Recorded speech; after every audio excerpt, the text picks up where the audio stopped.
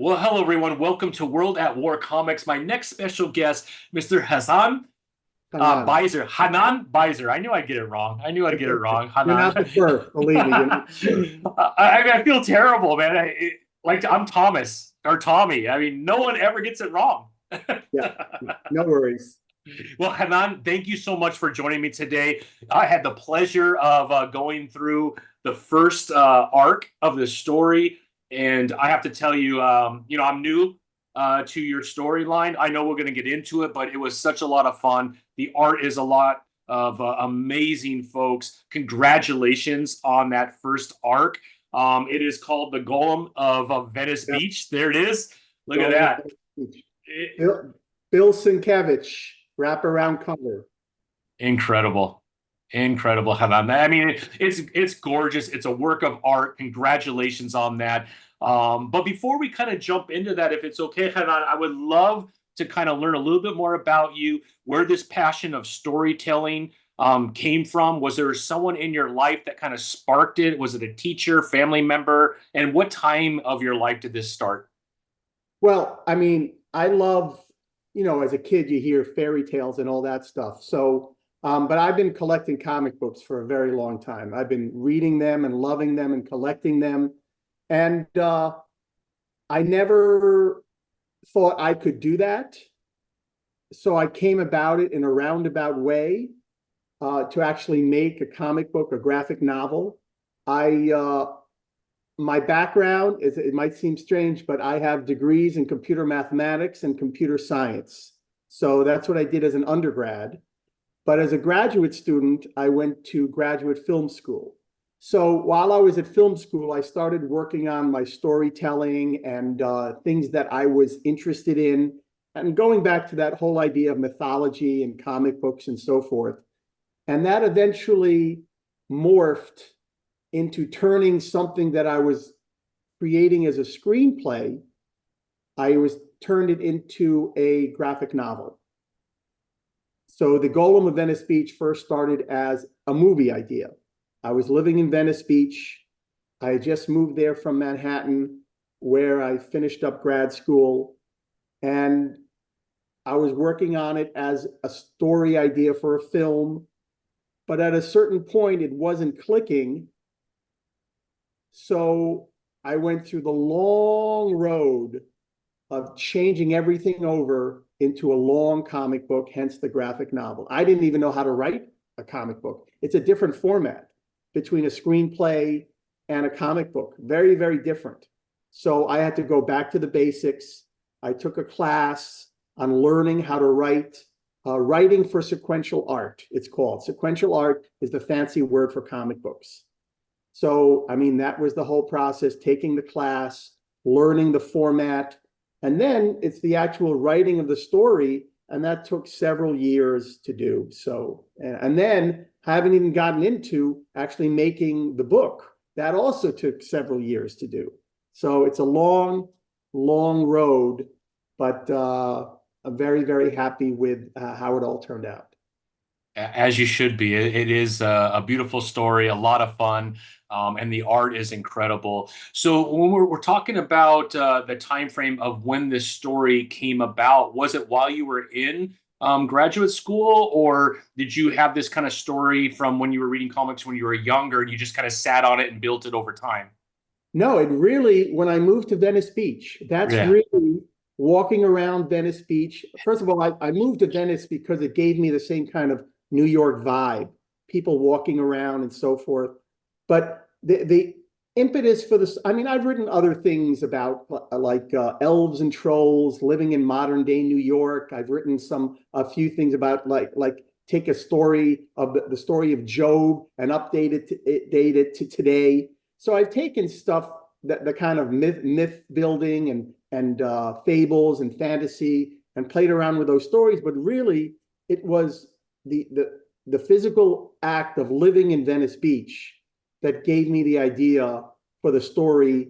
It first started with the settings, right? The great locations, this and that, and all the different people walking around, the skateboarders, the street performers, you know, all this natural background character.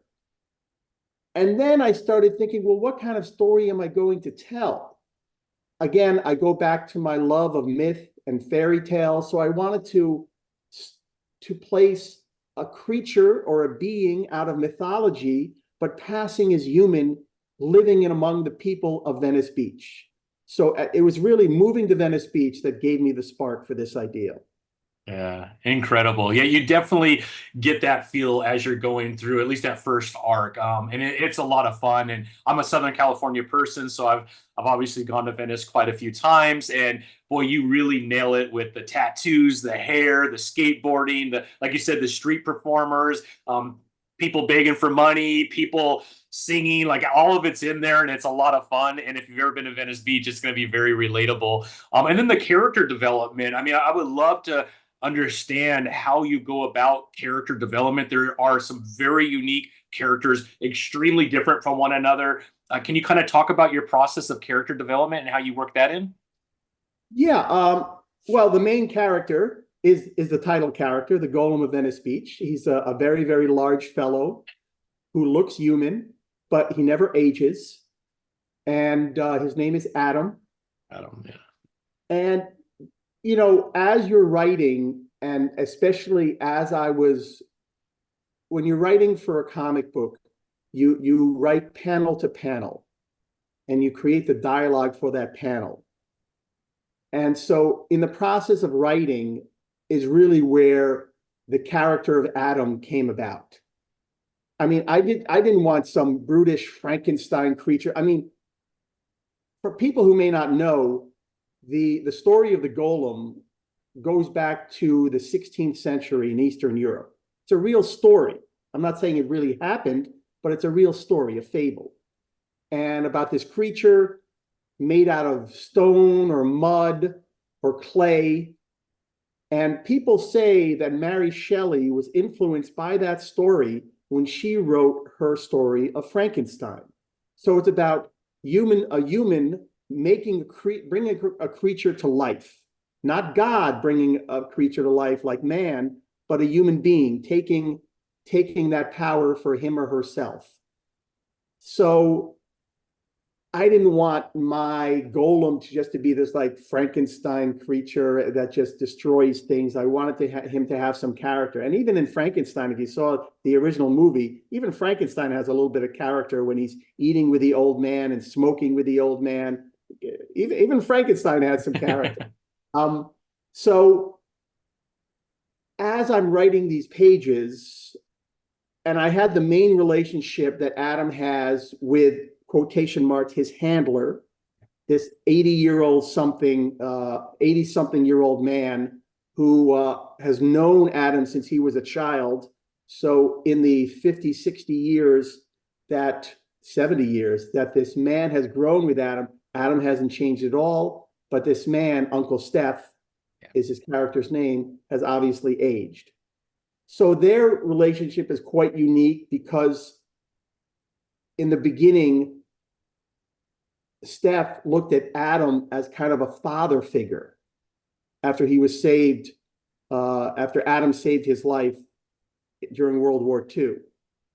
But then that relationship changed to be more like a brother because Steph aged and Adam did not. And eventually it's more like a son, as Steph is an old man and Adam has not changed. So there's a lot of character development between those two, especially, I think. And, I would just throw things in, like I threw in the fact that Adam likes palindromes, which are those phrases that are the same backwards and forwards, like a man, a plan, a canal, Panama. It's the same backwards and forwards. There's a whole bunch of them. So I like the idea of Adam liking those, especially since there's a famous palindrome, Madam, I'm Adam. So again, it's the same backwards and forwards. And then as I was writing, I created new characters that had never been there before, such as these two runaway girls that Adam kind of befriends and tries to protect. And they were never there from the beginning. They kind of like popped up in the middle of the story, and I retroactively went back to work their storyline better into the overall story. So Adam was a real process, and I would change things even halfway through the story to try and bring more of his character out. It definitely comes through, especially at the end with those two young ladies, which was a lot of fun. And then you have a couple other characters, the nephew of Uncle Steph, right?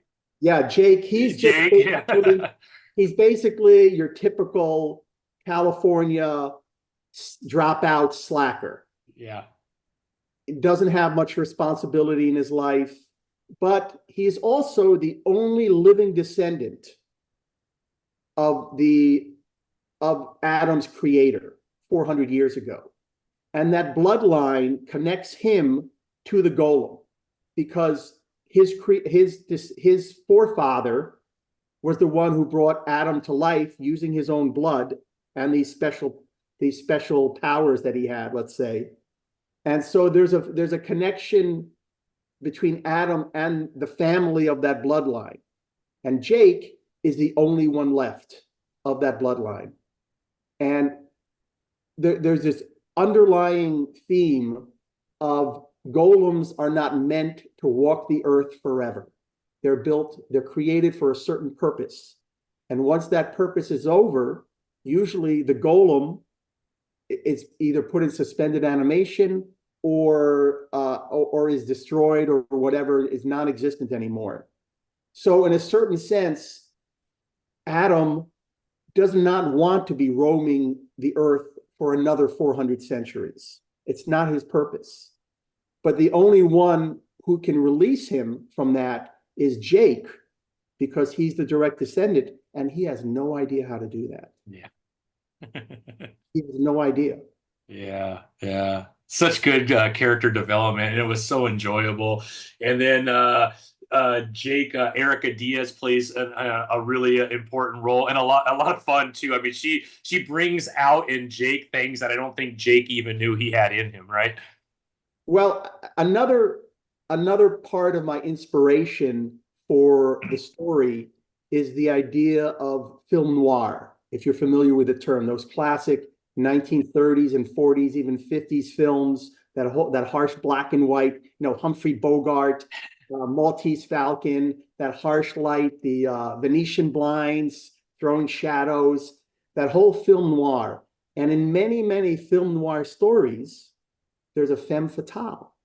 So Erica is the femme fatale of the storyline. So it gives her a lot of, she's not just the beautiful woman. She's got her own storyline of things happening around her and her taking action.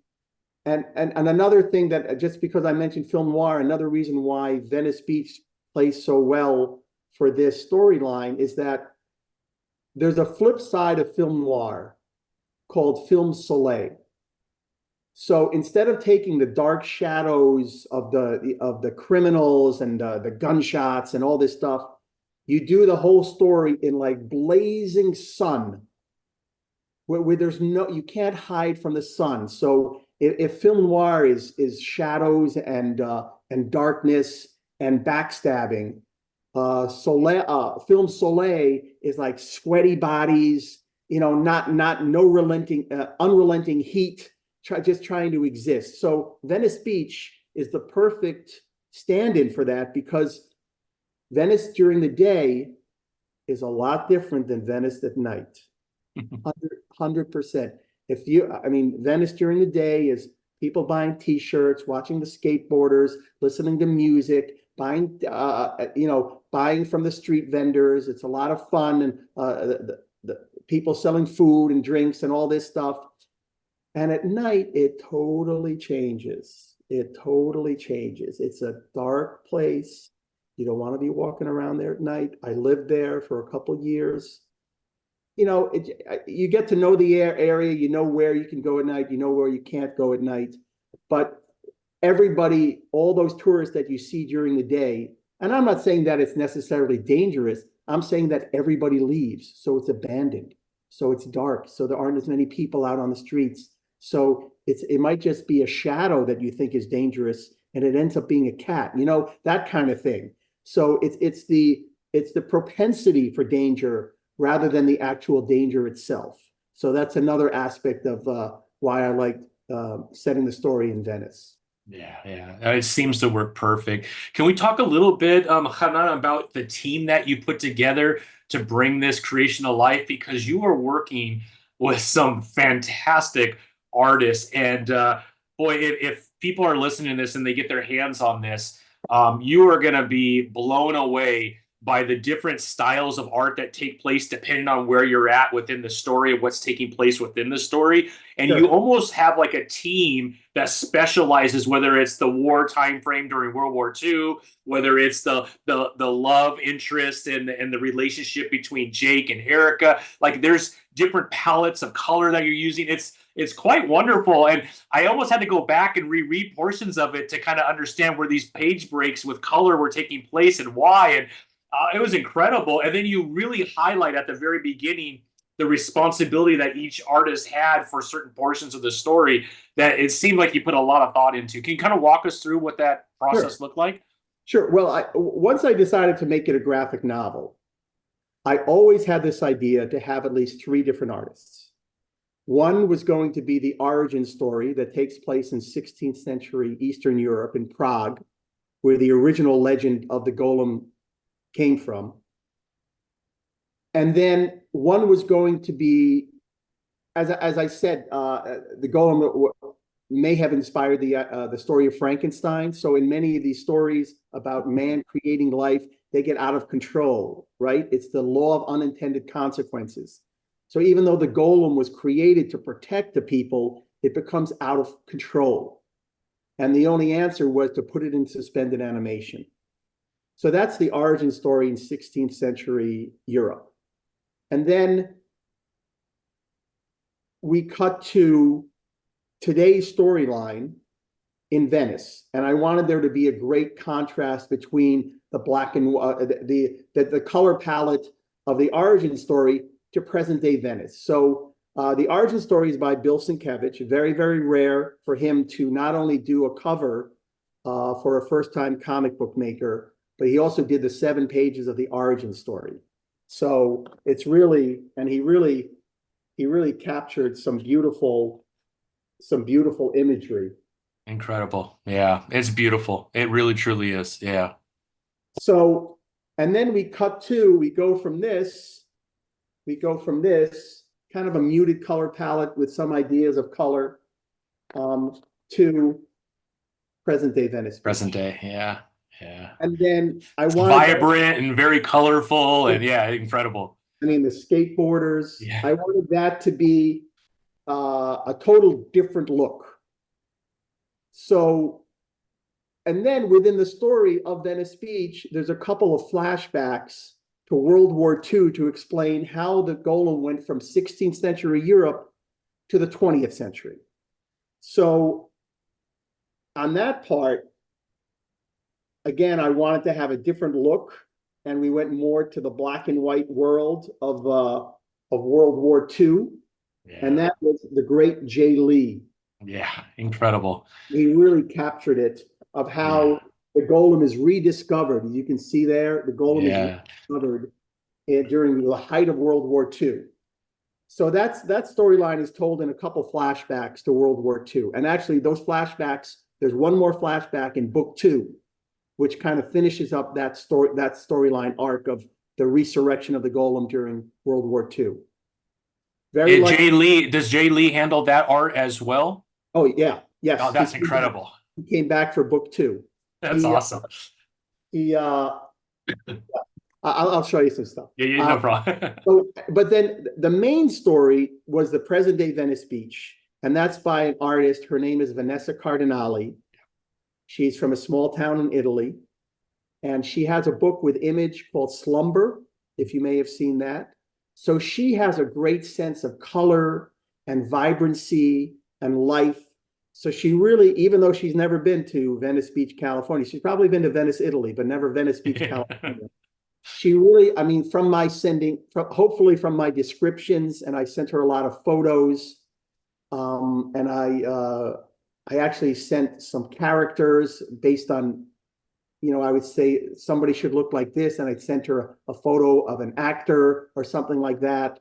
she really captured the life and vibrancy of Venice Beach. So Bill Sienkiewicz for the origin, Jae Lee for the World War II resurrection, and the majority of the story was Vanesa Cardinali for the present day Venice Beach. That was always the idea, to have 3 separate artists. I'm not saying those 3 specific artists, but we were able to find them. And I must say that none of this could have happened. You mentioned all the artists, and like, I don't know how many Eisner Award winners we have in there, like 6, 7, 8. I've lost count. It's mind blowing, to be honest, Hanan, for someone their first forte in the comic books to have that kind of talent working with you. Incredible. Well, I'm going to tell you the secret to that. The secret is finding the right guy who has those connections. All right. And in my case, it was finding my editor, Chris Stevens. So he had the relationship with Bill. He had the relationship with Jay. I wouldn't even been able to get their email address without Chris. Now, as it turned out, Vanesa, we kind of found her separately, but almost at the same time. I saw her art on this Facebook group connecting comic book writers with artists. And I made a note of her, and I sent some images to Chris, and he had actually also seen her art on the same group. So we kind of like spotted her at the same time, but I was the one who said, well, why don't we look at her for the main artists? And luckily, even though Chris didn't know her, he was able to connect with her and to convince her to take on a very long process. Between the 2 books, she's done, what is it, like 150, 180, like 260 pages between the 2 books. So wow. She is the whole glue. She is the glue that holds everything together, even though there's all these other artists combined, but she's the one that binds the storylines together.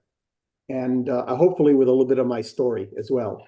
So that was the main 3 to do the first book. I had this idea to do a visual map of Venice Beach. I don't know if you remember this, like back in the day, if you remember reading The Hobbit when you were a kid, like in the back of the book, there was this map. And like, I would always like go to the back of the book. Okay, he's here, and then he's going there and then he's going to Mordor over there. I love that idea of a map in the back of the book. So that kind of changed a little bit. So it morphed more into a graphic visual representation of Venice Beach. And Chris, my editor, suggested Michael Allred for that, from Madman fame and Silver Surfer and many other books. That he's got this great look. He's really great with kind of a pop art look of things. And that really fulfilled what I was thinking, and it did a fantastic job of creating this visual map of Venice Beach. So, and then, I didn't want to just do one thing of additional bonus art for the back of the book. So I thought of an idea for a horror, I call it a phantasmagoria, kind of a horror dream sequence. And what do you know? Chris had a connection with one of the guys who worked on Swamp Thing, Stephen R. Bissett. I mean, you can't get much better for horror fantasy dream sequences than that. And basically, I just gave him an outline, and then Stephen Bissett just did whatever he wanted, which was fine. So that was some of the additional artwork. I also had an idea of like a beautiful, sunny, gorgeous day down on the beach. And as it turned out, it ended up being with a Santa Monica Pier in the background. And I loved Paul Pope. If you're familiar with the book Battling Boy, fantastic book. So another Eisner Award winner. Amazing. And Chris had a relationship with Paul Pope. So like I would explain some of the ideas of what I wanted, and then Chris would kind of like, oh, okay, this guy would be good for that, or that guy, or this artist would be good for that. So he was the one who connected the dots. I'm not the one saying, hey, I want Paul Pope. That didn't happen. I said, this is what I kind of want. And Chris said, well, what about Paul Pope? And then that's what happened with Bill Sienkiewicz. That's what happened with Jae Lee. That's what happened with Stephen Bissett. and Michael Allred. And then for the last person to round out that group of 7 artists for the first book was I wanted kind of a fun look back at all the different people you might meet on the Venice Beach boardwalk. And Chris knew the artist. He's a bit younger than the other artists, except for Vanessa, Nick Pitara. And he's got a great book out now called Axe Wielder John. He also did some books for Image, Manhattan Projects, and so forth. And he has a great look for like a lot of people and a lot of complicated drawings and things like that. So, and it was Nick's idea. I was just going to go for a big spread of the people. He wanted to do kind of like a mini story, like a 2-page story. So it's like 3 panels on 1 page, and then one. So this is a bit of Nick's art. Yeah. This is the art from the back of the book, so that you can see all the different people from that you might meet. If you there's even some Easter eggs in there of like a real guy who hangs out in Venice Beach. And just to really brief as a recap. So this is of Stephen R. Bissett's artwork, horror dream sequence. This is the Paul Pope Beautiful Day with the Santa Monica Pier. And these are the 2 girls that the Golem befriends. One is a Laker fan, one is a Dodger fan. They're wearing their jerseys. And there's the Golem with the Santa Monica Pier in the back. This is that great visual map of Venice Beach with all the different you might see. There's the Arnold Schwarzenegger mural right across from Muscle Beach. A lot of things that if you've ever been to Venice, you'll recognize. This is Vanessa's. I showed you this image before, but this is one of the popular thoroughfares on the boardwalk. You can see the Sidewalk Cafe in the background there. I playing a full piano as one of the musicians. This is some of that Jae Lee artwork of the resurrection during World War II. Yeah, beautiful. And again, this is the Bill Sienkiewicz wraparound cover. This is a print that we made from that. So so that's the rundown on the 7. And again, it never would have happened without my editor, Chris. Yeah, that's incredible. I mean, the team that worked on book 1 is just chef's kiss, my friend. Chef's kiss is beautiful. Well, let's jump into 2, because right now, like if you missed 1, you have a perfect opportunity to pick up 1 and get issue 2 with the current Kickstarter. We got about 7-8 days left, if I'm not mistaken. October 3rd it ends. And if you're impressed with the first round of artists, which some do come back, you're going to be even more impressed who you added for book 2. When I saw those names, I'm like, how is he getting these people to work on his title? It's incredible. Now I know the secret. You got to have a Chris. You got to have your own Chris. Everybody needs, if you're going to make a comic book and you don't know anybody, you need somebody like Chris. So book 1 ends on a cliffhanger. What's going to happen? And book 2 picks up immediately after. All the repercussions. And book 2 is 32 pages longer than book 1. Book 1 is 152 pages. Book 2 is 184 pages. So we didn't hold back. We went for gold. We went full out for book 2. So if people are not familiar, book 2 also features a wraparound cover. And this is a very, very bad printing job. I printed this out like on a Xerox thing, whatever. This is not what it's going to end up looking like. But book 2 features a Frank Quitely wraparound cover. And there won't be these white lines here. This is just, I mean, it's kind of like a book protector that I printed out and wrapped around the book. And it's also wraparound cover, front and back. If you're familiar with Frank Quitely, he does such fantastic things with just something as simple as body language. Like that All-Star Superman cover, a real famous one. Superman's just sitting there. But it gives so much character, just his body language, right? So I think Frank Quitely captured the same kind of, not the same thing, but like captured the body language of the Golem back against the wall, ready to spring into action. And after he's been shot up. those are all bullet holes and so forth. So I must say, this is the one instance where I threw out a name and we got that name. Really? That's amazing. We're trying to get a cover artist for book 2. And it had to be somebody who could match the excellence that Bill Sienkiewicz did for book 1. It's totally different. They're totally different covers. I'm not even getting this right? Yeah. Totally different look. But the excellence in them are both of equal value. And I threw out the name, well, what about Frank Whiteley? I did say that. And Chris was able to connect with Frank Whiteley. Also, it did help that one of the artists from book 1, Nick Pitara, had also become friends with Frank Whiteley. He kind of like looks at him as his mentor. And that helped a lot, I think. And he put some things into this cover that I never even asked for, but he is such a thorough master of his art that not only did he want to look at the first book to get an idea of the whole storyline, he also asked us to send him whatever we had from book 2. And all we had from book 2 at that point was the inking that Vanesa had done for about 90% of her pages. So no color, no dialogue, none of that. And those were just her pages, not anybody else's pages. So and they didn't have any dialogue in them, but he took the time to look through all those images, and he picked up on a few things that he incorporated into the cover that connects the cover to the storyline. And you being from Southern California will probably appreciate this. There is, you can't see it on this. Again, this is like a Xerox copy of whatever that I printed.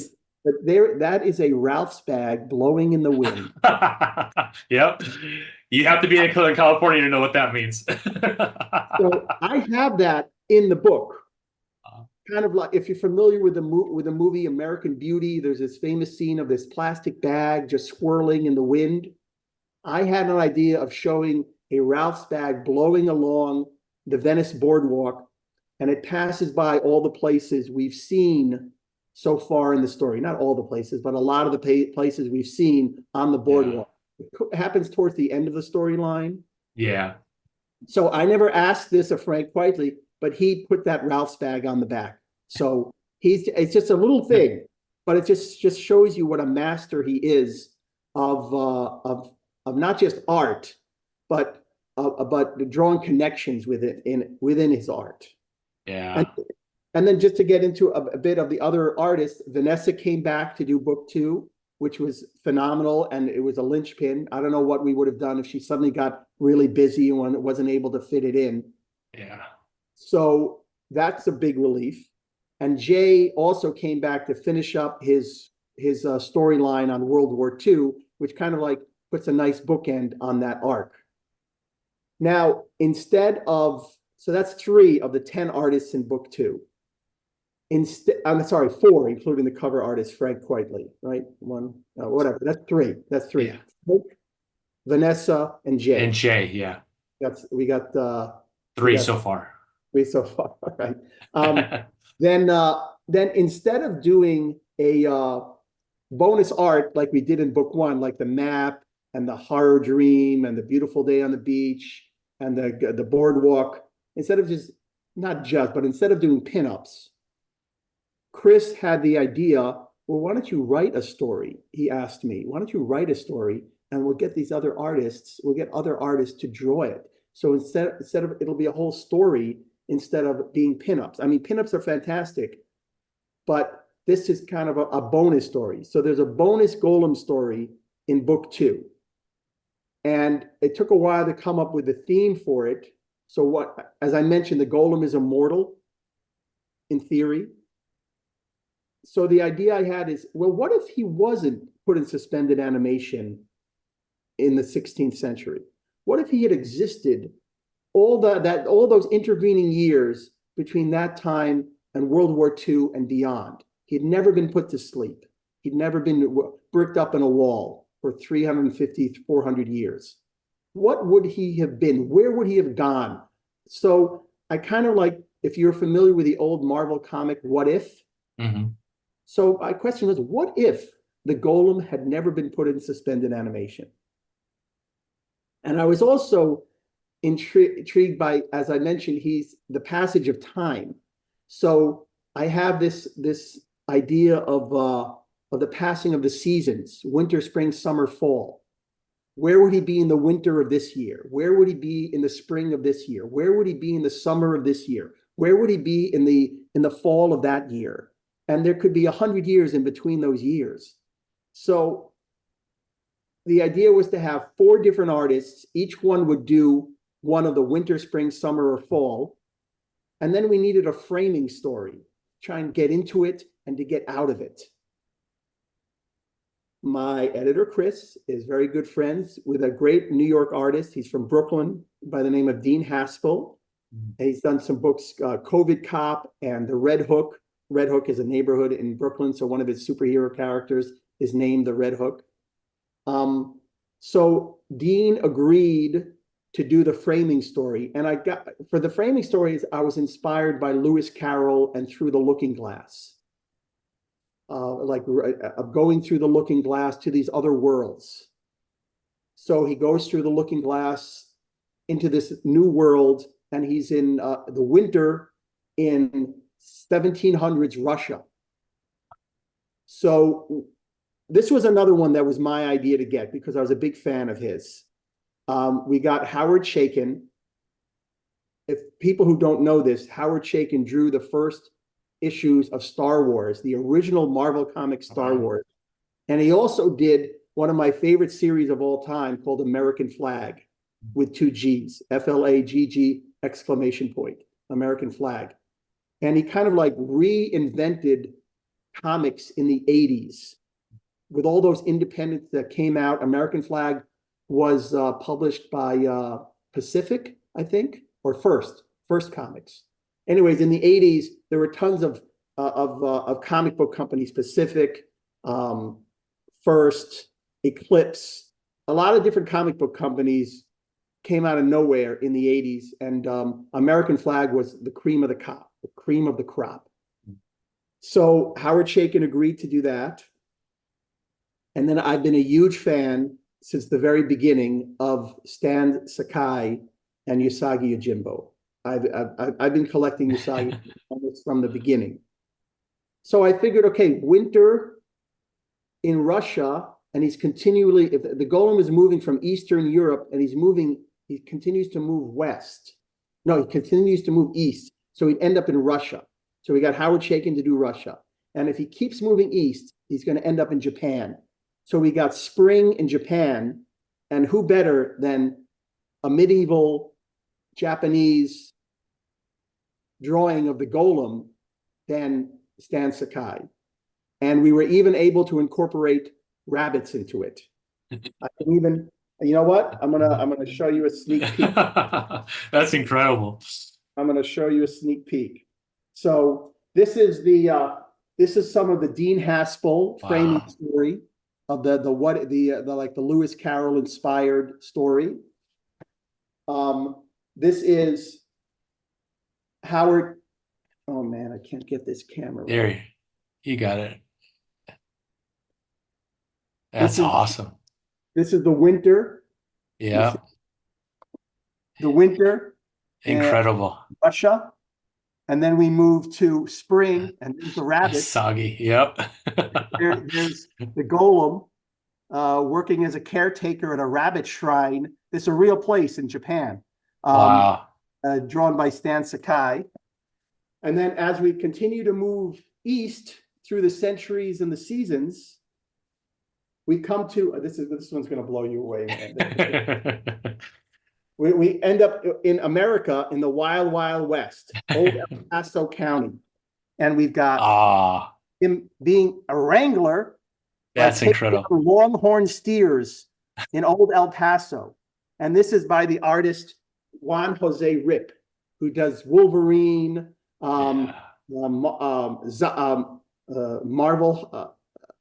Zombie Oats is another one that he's doing now. So this is summer in Texas in the 1800s.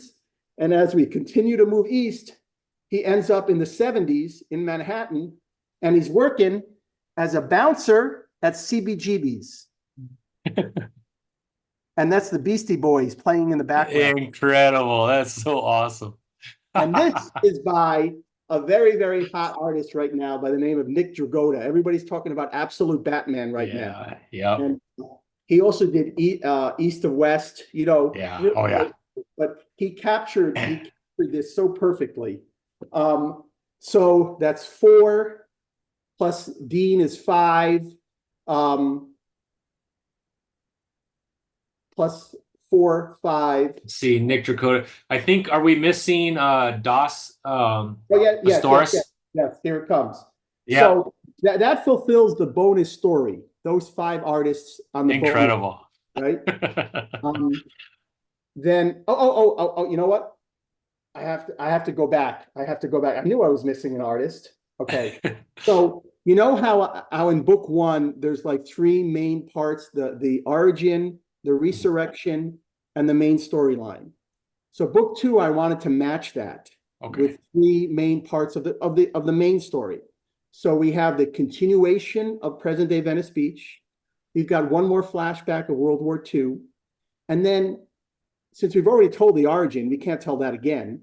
I wanted this character, as I mentioned before, the character of Jake doesn't know how to do things to help the golem. He's the last one left of his line, and he just doesn't have the knowledge to, there's a certain point where the golem gets injured, if he can be injured, and he was injured, if you can believe it, but he was injured so much that he couldn't walk around anymore because people would notice that he's doesn't look human anymore. He's that injured. But the character Jake doesn't know how to fix him. So he goes on a little trip through the mind, a vision quest. He is aided by natural augmentation of like ayahuasca, peyote, and salvia to go on this trippy trip to get in touch with his ancestors and to seek the answers that he needs to help the golem. So we needed another artist to do that in my mind. And this was Chris's idea to get David Mack. David Mack from Kabuki fame. He also created the character of Echo, which she had her own TV show on Disney or whatever. And he's great. He's great with visual.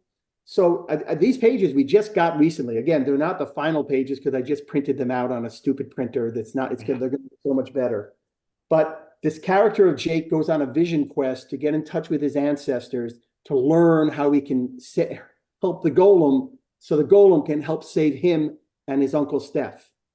So we've got David Mack, and these are like hot off the press. I've just had them for a week because they've been So he goes on this vision quest, and he finds this giant statue of the golem that he has to climb to get to the top. And these have just been lettered by my letterer. I'm going to mention him again. His name is Ferran Delgado. So they've just been lettered. So this is all a dream sequence. Wow. So he can get in touch with to find all the answers that he needs. So I think the letters are great. Absolutely. Incredible. Wow. So that's 9 of the 10 artists. We got the 3 parts. We got the cover, Frank Quitely. We got the main story, Vanessa. We got Jae Lee finishing up World War II. We got David Mack doing the Vision Quest. We got Dean Haspiel, Howard Chaykin, Stan Sakai, Juan José Ryp, and Nick Dragotta doing the bonus story. And then I loved this comic book back in the day. It was the Avengers Defenders crossover. Mm-hmm. First time they'd ever met. And the Avengers, have Thor and Captain America and Iron Man. Back in that day, the Defenders had Doctor Strange, the Hulk, Silver Surfer, and a couple other characters. And they met in a 6-issue crossover.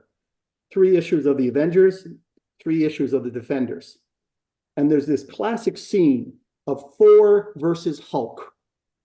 And I loved this pinup as a kid. It's like they would clash against each other, but they're such brute forces of nature that they meet each other and they're holding each other for hours, not moving an inch, right? One has the hand of another, the other has the hand of that one, and they're just holding each other, just trying to, it's a classic Hulk versus Thor scene, drawn by the great Sal Buscema, one of the great artists. And I wanted to do an homage to that, where my Golem in his green army jacket would stand in for the Hulk. And this new creature, which was introduced in book 2, would stand in for Thor. So we got Das Pastoras, and Das had done some work for Nick Pitarra on that Axe Wielder John book. So my editor, Chris, knew him through that. And he drew some fantastic images, but what really pulls it all together is the lettering by my letterer. His name is Ferran Delgado. He did a letterer on that David Mack stuff. He letters the whole book, so he pulls it all together. Oh yeah. Oh, I'm on the wrong side. There. Oh, there it goes. The Golem as the Hulk on one side, and this new character whose wings stand in for Thor's cape. And those are all like 1970s graphics. Wow. And this is, and then there's another image, and there's that Hulk versus Thor image of that we're paying the homage. And there's a little doodle of Sal Buscema who drew all that stuff. Wow. So that's the homage to them. And what really brings it together is the lettering. I think the art is great, but the lettering just like pulls it all together. And I have to admit this, it was not my idea to do the lettering. It was totally Ferran's idea. I just thought of the images, and he just did it on his own initiative. And when I saw it, I thought, oh my God, that's fantastic. We're definitely going with that. So Incredible. those are artists, plus my editor, Chris, plus my letterer, Ferran Delgado, who brought this whole book together. Wow. Well, incredible. Chanan, I mean, it looks amazing. The art is incredible. You're working with some of the best artists to ever do it. Let me pull up real quick just the Kickstarter so people, and we'll obviously put the link below, but just for people to head over there, there's plenty of time for you to jump over there and get your copies of issue 1 and issue 2.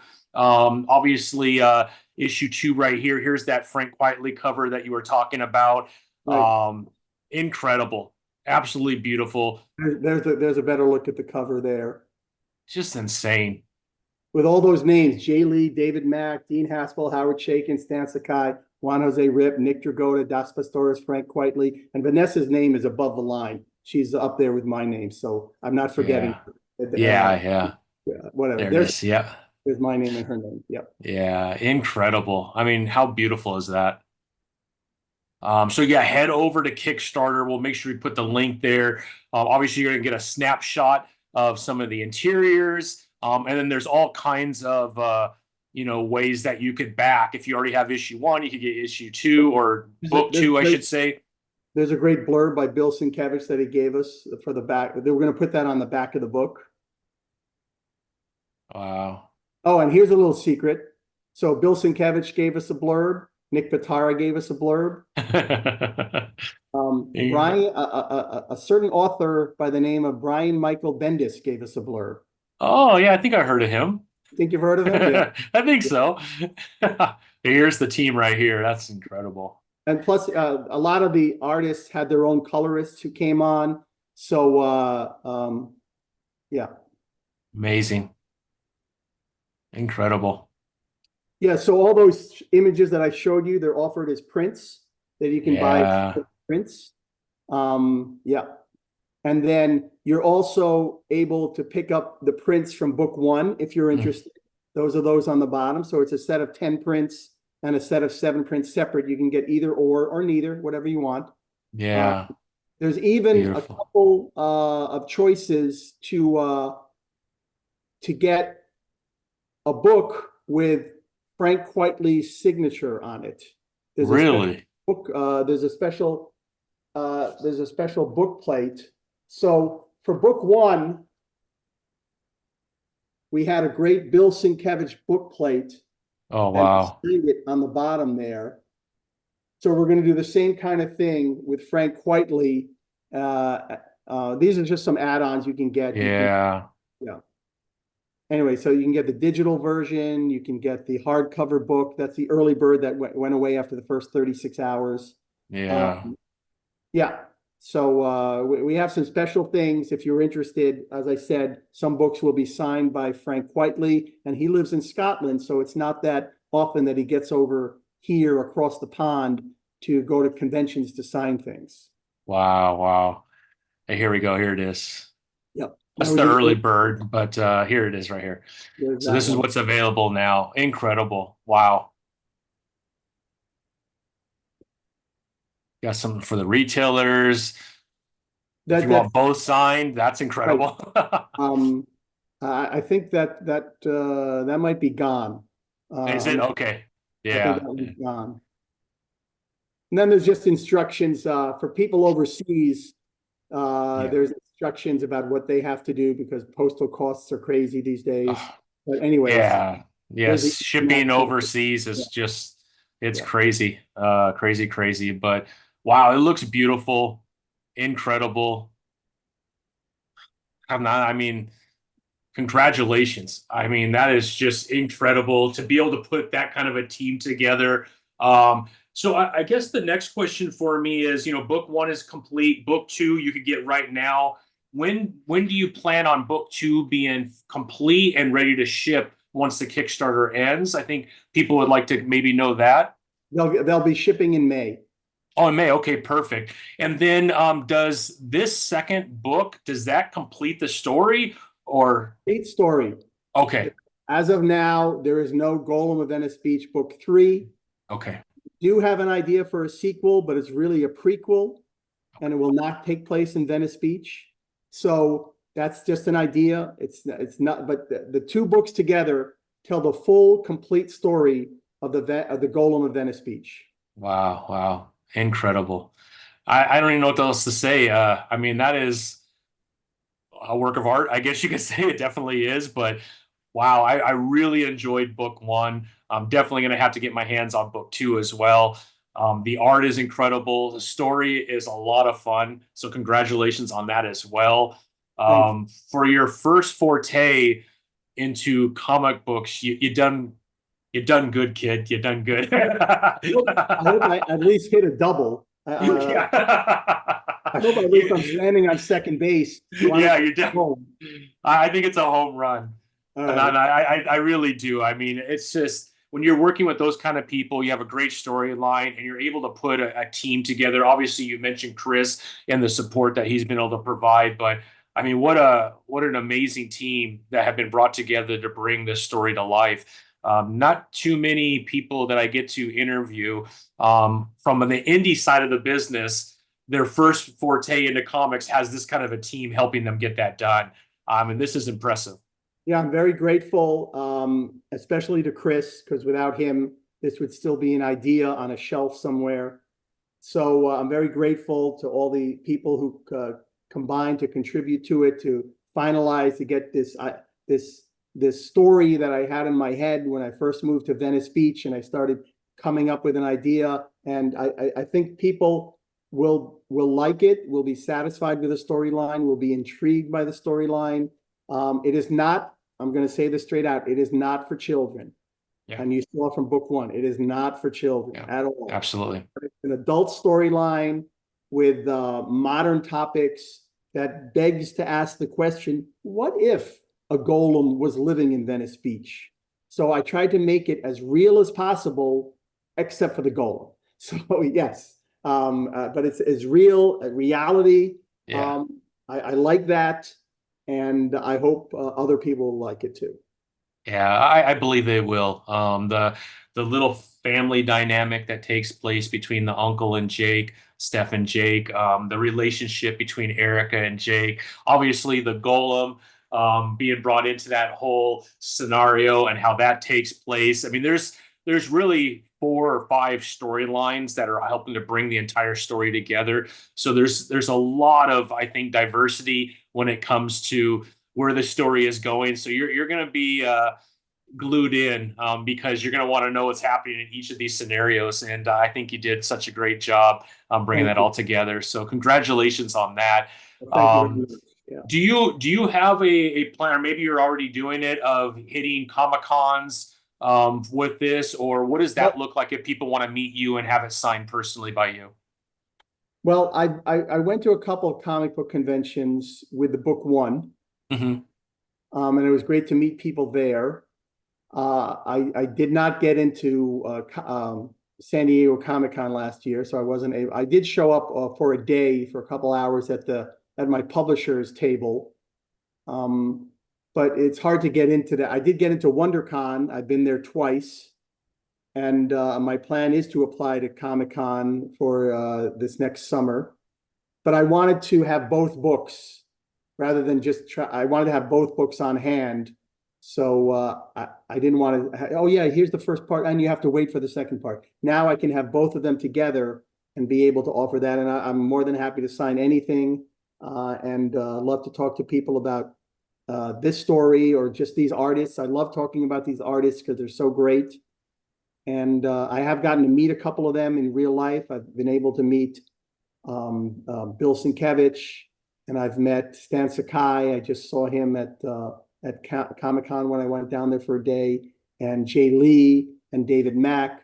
So it was a really thrill to actually meet them in person. So yeah, Comic-Cons are great. Yeah, that's incredible. And then if people want to follow you, what's the best way to do on social media? Are you kind of everywhere on social media, or you just have a couple that you utilize? What does that look like? I'm not everywhere, believe me. So the best thing that I maintain is my Instagram account at the Golem of Venice Beach. Perfect. And I update that about some what's happening with the book. There's a bunch of articles that have been printed over the past week and a half. I have links to that. I also keep people informed if I'm going to a comic book convention. I would like to do some comic book stores. So hopefully once I have both books in hand, I'll hit some of the Southern California stores, and we'll see what happens. Yeah.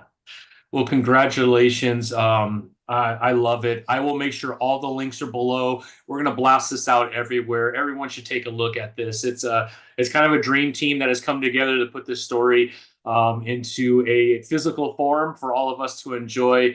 So congratulations. Chanan, thank you so much for joining me. It's been a blast getting to know you and to get to know your creation here. It's been a lot of fun. I appreciate it.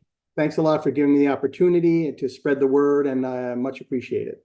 Absolutely. I hope that you have an amazing rest of the week, and let's stay in touch, especially when issue 2 is out. And, I'm a Southern California guy too, so I would love to say hi to you at the next Comic-Con that you attend. Sounds great. Thanks. Well, thank you, everybody. The links are below. Make sure you get over to Kickstarter. By the time this hits YouTube, you'll have 7 days to jump on it. This is definitely a title that is worth your support. All right, everyone. Thank you so much, and have a great week. All right. Thanks a lot.